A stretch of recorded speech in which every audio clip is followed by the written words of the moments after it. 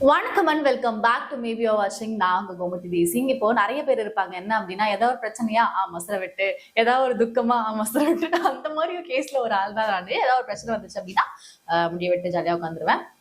Yes come in படுத்துறாங்க. ஏண்டா டேய், எனக்குன்னே வருவீங்களாடா? ஏன்ட்ட சரசம் பண்றக்கே வாட்டாப்பே உங்களை பத்தி விடுறாங்களா? Okay fine. என்ன அப்படின்னா சென்னையில இருக்கோம், மழை வருது. ஆமா, சென்னையில இருக்கோம், மழை வருது. இப்ப என்ன பிரச்சனை உனக்கு? எஸ், இன்னைக்கு காலைல வந்து ஆஃபீஸே வர முடியல. நேத்து வந்து நான் ஆஃபீஸ்க்கு லீவ் போட்டேன், ஆஃபீஸ் போல. இன்னைக்கு காலைல எழுந்து வெளில பாக்குறேன், முட்டி ஹைட்டுக்கு வந்துட்டு தண்ணி நிக்குது. அங்க பார்த்தா வண்டி எல்லாம் மூழ்கி கிடக்குது, இந்த பக்கம் பார்த்தா வண்டி எல்லாம் மூழ்கி கிடக்குது. சரி ஓகே, சென்னை இப்படிதானே இருக்கும், என்ன பண்றது, மழைன்னு வந்துட்டா கஷ்டம்தான், மக்கள் எல்லாம் கஷ்டப்பட்டுதான் செய்வாங்க. நீ புதுசா சென்னைக்கு வந்திருக்கனால உனக்கு இதெல்லாம் வந்து போக போக பழகிடும், பழகிக்க அப்படின்னு சொல்லிட்டு நானும் கிளம்பி ஆஃபீஸ்க்கு வரதுக்காக வந்துட்டேன். வரும்பொழுது ட்விட்டர்ல வந்துட்டு வீடியோஸ் பாக்குற பழக்கம் உண்டு. ஏன்னா நம்ம வந்து கண்டென்ட் இது பண்ணணும், வீடியோஸ் போடணும், ஏன்னா ஒரு 4 சேனல்ல வந்து ஒர்க் பண்றோம் அப்படின்னா சில பல வேலைகள்லாம் பார்க்கணுன்றதுக்காக ட்விட்டர் ஓப்பன் பண்ணி பார்த்துட்டு வரேன்.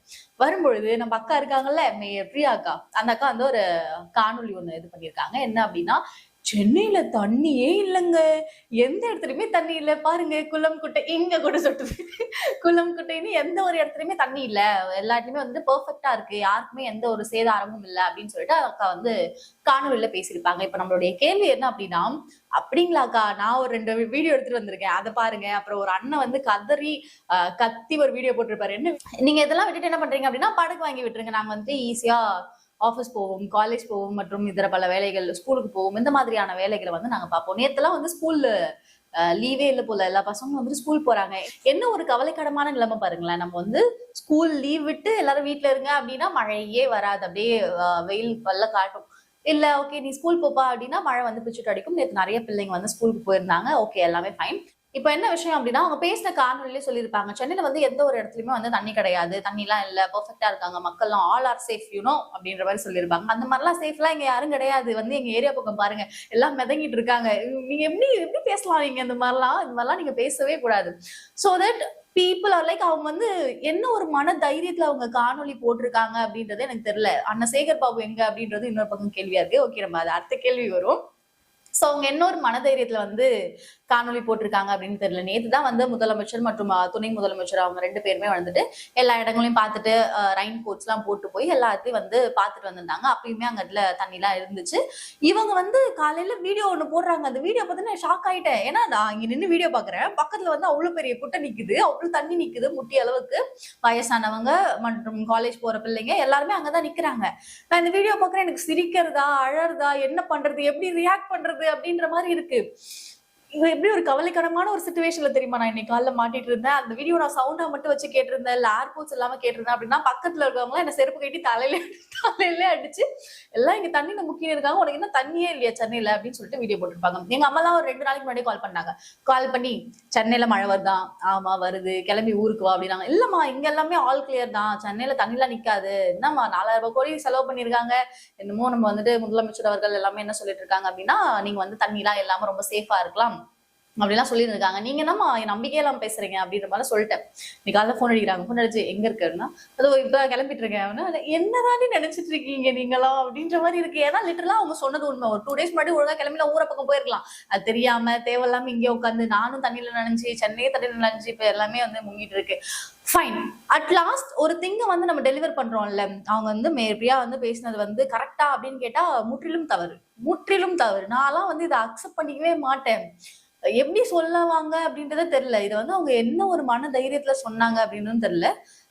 சில பல நபர்கள் எல்லாம் வீடியோ போட்டிருப்பாங்கல்ல, அதை வந்து லெட் மீ டெல் யூ என்ன சொல்லியிருப்பாங்க அப்படின்னா, நீங்க வந்துட்டு படகு ஒண்ணு வாங்கி விட்டீர்கள் அப்படின்னா, நிறைய பேர் ஸ்கூல்லாம் லீவ் விடுறாங்க அப்படின்னா அதே மாதிரி ஒர்க் போறவங்களுக்கும் லீவ் விடணும். எங்கெல்லாம் லீவே விடுறது இல்லை யாரும், ஸ்கூல் காலேஜஸ் மட்டும் லீவ் விடுறேன். எங்கெல்லாம் பார்த்தா என்ன இழிச்சு வாய் மாதிரி எழுதி கொட்டியிருக்கேன். நான் கேட்கல, நிறைய பேருடைய ஆதங்கமா இருக்கு. ஓகேவா? ஸோ வந்து உங்க ஸ்கூல் காலேஜ்லாம் லீவ் விடுறீங்க அப்படின்னா எங்களுக்கும் கொஞ்சம் லீவ் விட்டு பாவம் பரிதாபம் ஏதாவது பார்த்து விட்டீங்கன்னா நாங்களும் வீட்டுல பார்த்து தூங்குவோம். அதெல்லாம் இல்லாம ஒண்ணு லீவ் விடுங்க, இல்ல சென்னை சரி பண்ணுங்க, 2த்துல எதாவது ஒண்ணு பண்ணுங்க. இன்னும் கொஞ்சம் நாள்ல, இது இப்பதான் December 2 ஆயுது. ஆமா, இன்னைக்குதான் December 2 ஆயிருக்கு. நவம்பர் டிசம்பர்ல வந்துட்டு நிறைய மழை பெய்யும் அப்படின்றது நம்ம கேள்விப்பட்ட ஒரு விஷயம் தான். 181 வந்து யூஸ்வலா 181 சாரி யுவர் ஆனர், 181 சென்டிமீட்டர் கிட்ட யூஸ்வலா மழை பெய்யும் போல.